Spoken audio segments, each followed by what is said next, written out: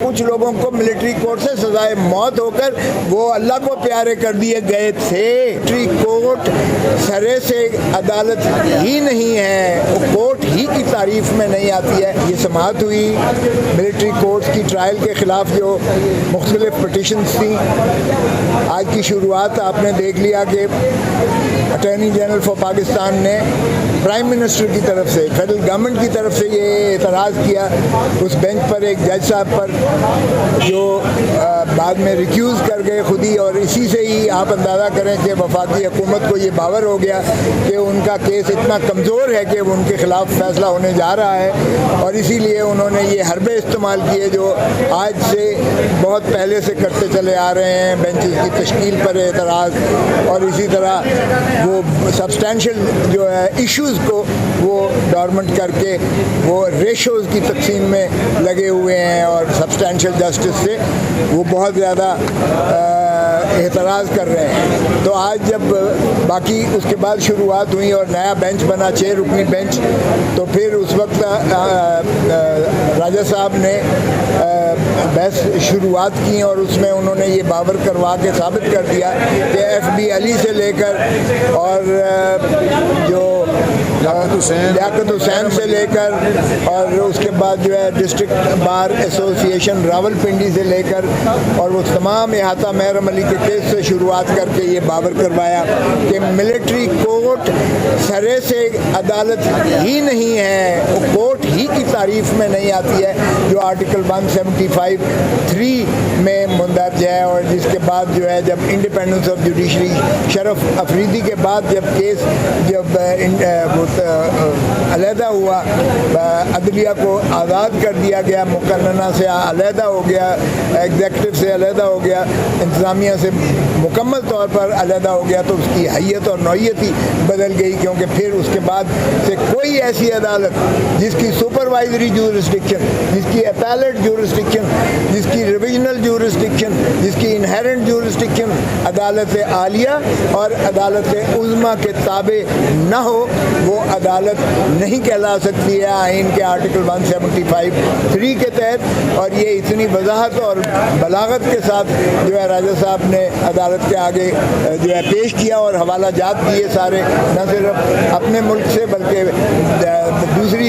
जूरिसडिक्शन से भी दुनिया की, और उस पर जो है उन्होंने किया। और इसलिए आज जो है बात बड़ी वाज़ेह हो गई। उज़ैर भंडारी साहब का जो था वो पिटीशन कल पे चली गई है, वो कल उसको समाअत करेंगे। लेकिन उसके बाद जो इस्तदा की गई राजा साहब की तरफ से कि एक तो ये है कि कोई पता नहीं है कि इन महबूसीन को, मैं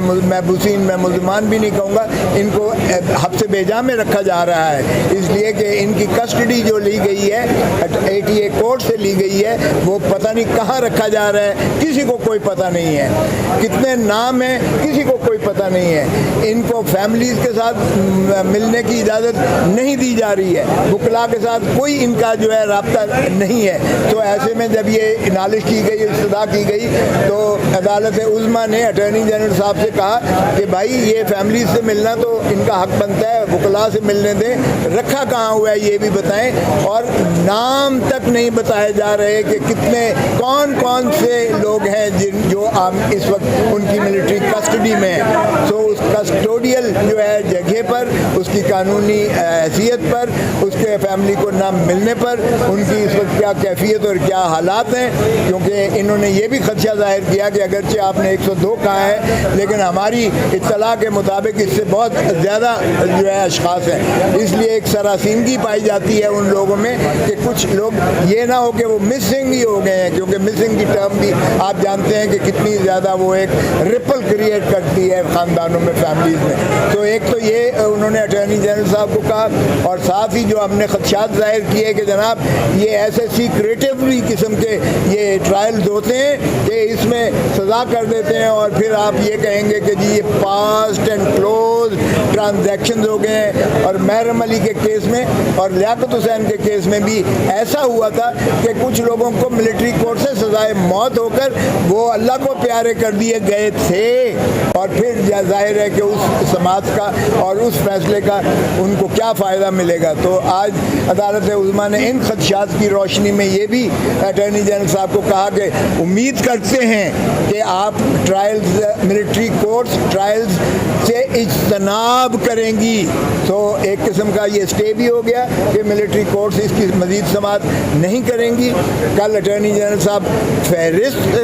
जो है फराहम करेंगे कि कौन कौन से लोग जो हैं वो मिलिट्री कस्टडी में हैं। साथ ही फैमिलीज़ को मिलने के लिए भी वो कल इंस्ट्रक्शंस लेकर, और वकला को मिलने के लिए भी, और किस जगह पर उन्हें और किस हालत में, किस कैफियत में रखा गया है, क्योंकि इसमें बैनुल अक़वामी न सिर्फ कवानीन बल्कि इंसानी हकूक़ की भी तंजीमों को बहुत ज़्यादा इसमें तहफ़्फ़ुज़ात का सामना है। बहुत मेहरबानी।